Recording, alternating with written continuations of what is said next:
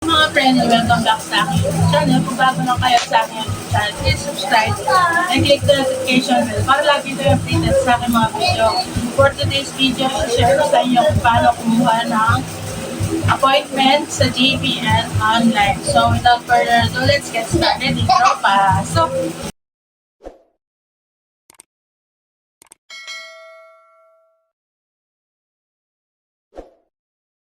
dito sa Pampanga, merong public hospital. Kumukuha ng appointment through online sa Google. Tapos, kung mo rin makikita kung paano mag-fill up at kung nakuha mo yung slot. Mag-check mo doon kung meron bang appointment. So, ayun, panoorin nyo ang video na to kung paano ko ginawa.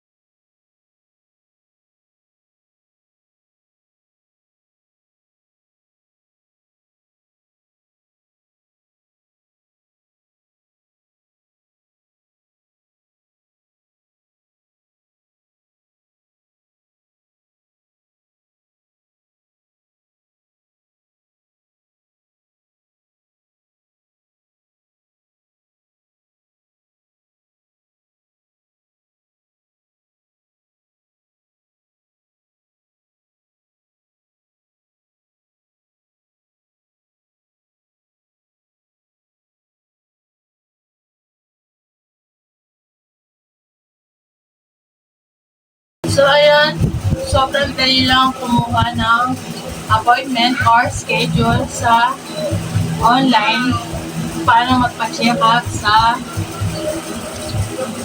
JBL or sa Dilingan Hospital sa Pampanga. Meron doon dalawang klase ng kung anong gusto mo type ng pagpapacheck up, merong face-to-face at online. Kung nagmamadali ka, mas mabilis makakuha ng scan or makapagpa-check up online. Yun nga lang, iba pa rin yung face-to-face. Tulad ng mga emergency case, tulad ng pagpili ko, hindi nila agad magagawa ng paraan. Nagpa-check up ako online, tapos binigyan lang akong schedule at nirepair ako sa orthopedics. So, ayun, ganun lang siya kadaling gawin. At paano i-check yung iyong appointment online. Doon rin sa mismong site na yun. So, thank you for watching. See you in my next vlog. Bye!